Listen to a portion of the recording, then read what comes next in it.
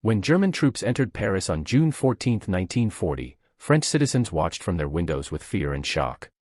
The Nazi occupation changed daily life completely. German soldiers took over cafes and shops, creating constant tension.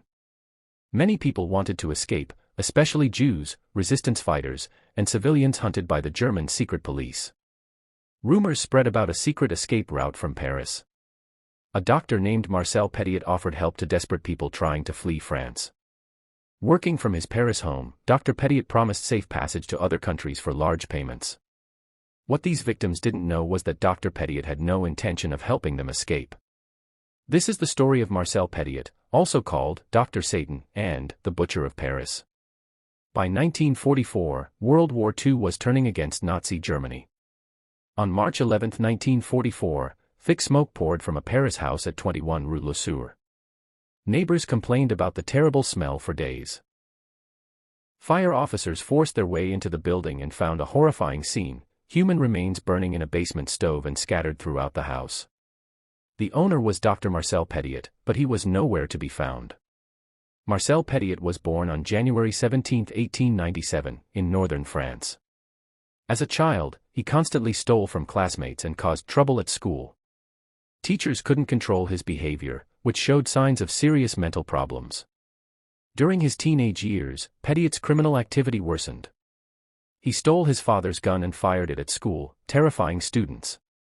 In 1914, at age 17, he was prosecuted for trying to steal a postal box. His lawyer arranged psychiatric evaluation. The psychiatrist found Petiot suffered from depression, paranoia, and antisocial personality traits. He was diagnosed with kleptomania, an uncontrollable urge to steal. These findings convinced the court to drop charges, as Petiot was considered mentally unfit for trial. In 1916, Petiot was drafted into the French army during World War I. The brutal war conditions quickly broke his already fragile mental state. He suffered multiple breakdowns and was frequently removed from combat duty. While recovering in military hospitals, his stealing continued. He stole army supplies, medical instruments, and morphine, which he sold for profit. After multiple incidents, doctors diagnosed him with severe mental problems including depression, paranoia, and memory loss. In 1918, Petiot shot himself in the foot to avoid combat. He was discharged with a 100% disability pension, with doctors recommending commitment to an asylum. After the war, Petiot used a veterans program to become a licensed doctor in just 8 months. In 1921, he moved to Villeneuve-sur-Yonne, where nobody knew his criminal past. Petiot established a medical practice using dishonest methods. Behind his charming facade, he exploited patients by overprescribing addictive drugs like morphine and heroin. He deliberately created drug addicts who would pay any price for their next dose. He also secretly enrolled patients for government medical assistance, ensuring double payment for each treatment. In 1926, a local woman named Louise Delaveau was having an affair with Petiot. Louise was known as quiet and responsible, rarely leaving her sick mother alone. When Louise suddenly disappeared, suspicion fell on Petiot. A neighbor saw Petiot late one night struggling to load a heavy chest into his car before driving away. Police questioned Petiot, but without physical evidence, they couldn't arrest him.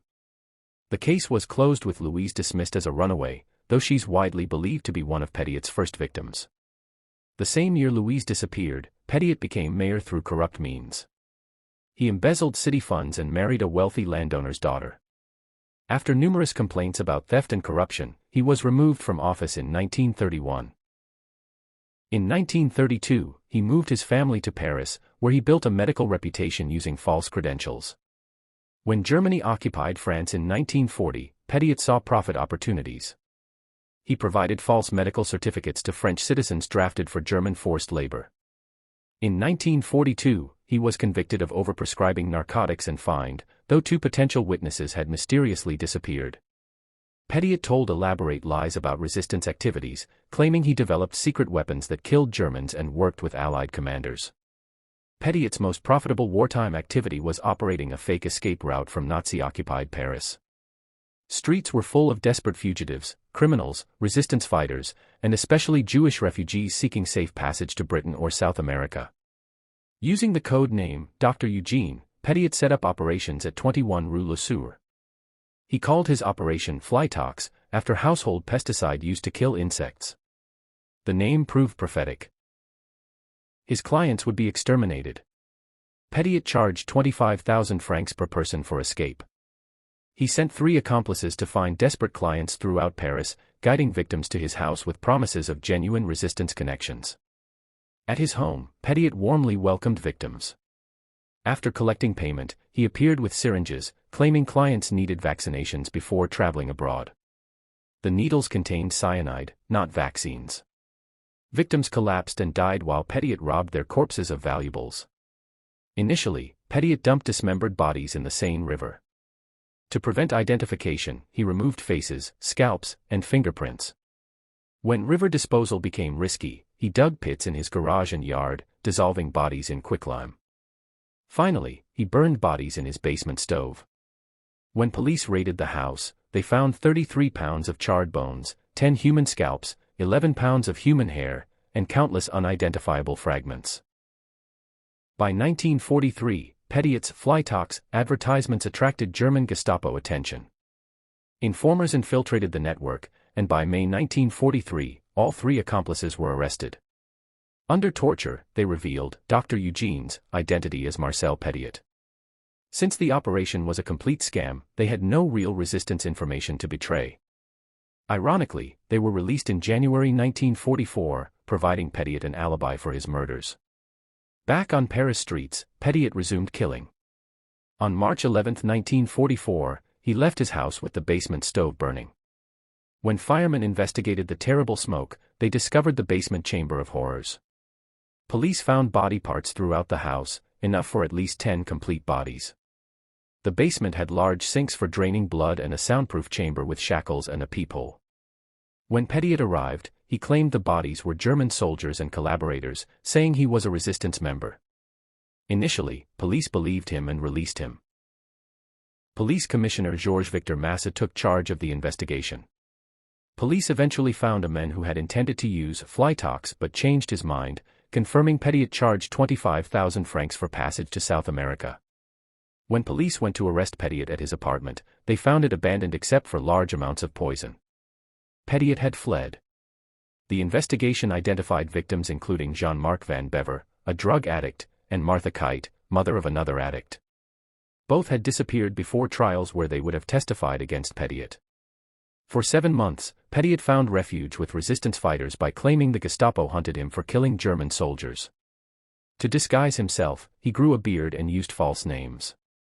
In August 1944, Petiot assumed the identity, Henri Valéry, and enlisted in the French forces of the interior as a captain in charge of counter-espionage.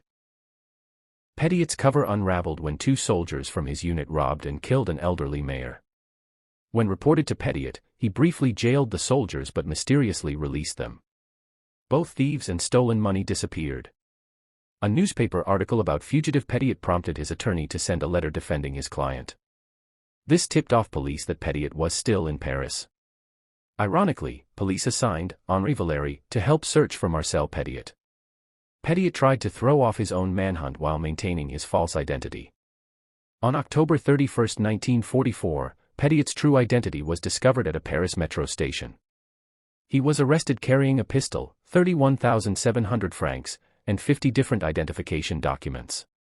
Petiot was charged with 27 counts of murder for financial gain. Prosecutors estimated his profits at 200 million francs from stolen money, gold, and jewelry. His trial began March 19, 1946, covering 135 criminal accusations. During the trial, Petiot was brazen and antagonistic, claiming victims were collaborators or double agents. He confessed to killing 19 of the 27 bodies found, identifying them as enemies of France. Despite his attorney's attempts to portray him as a resistance hero, the court convicted Petiot on 26 counts of murder and sentenced him to death. The execution took place on May 25, 1946. Petiot refused traditional rum but accepted a cigarette. He told the prison chaplain, "I am not a religious man and my conscience is clean." Asked for final words, Petiot smiled eerily and said, "Gentlemen, I have one last piece of advice, look away. This won't be pretty. I want you to keep a good memory of me." The guillotine blade dropped at 5:05 a.m. According to witnesses, Petiot was still smiling as his head fell into the basket. Dr. Marcel Petiot remains one of history's most notorious serial killers, exploiting wartime chaos and desperate people's fear for personal profit. Unlike ideologically motivated Nazi criminals, Petiot killed purely for money, making him perhaps even more contemptible. His story serves as a chilling reminder of how criminals exploit times of crisis and human vulnerability. The Butcher of Paris earned his place among history's most despicable murderers through calculated exploitation of those seeking nothing more than freedom and safety during World War II.